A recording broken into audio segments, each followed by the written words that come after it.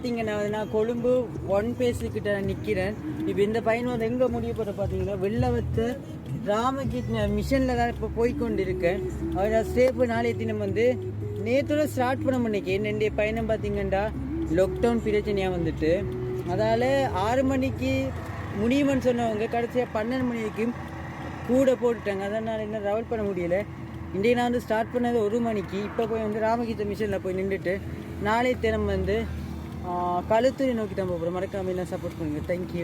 உங்களை விடைபெற்று சொல்ல இன்றைய ஒரு நாளை வீடியோவில் முகேஷ் கண்ணா. நான் பெட்டி ப்ரோ. நான் மட்டக்களப்பு. நான் பெட்டி ப்ரோ. நானும் மட்டக்களப்பு தான். Okay, thanks. நான் உங்களை சந்திச்சதில்.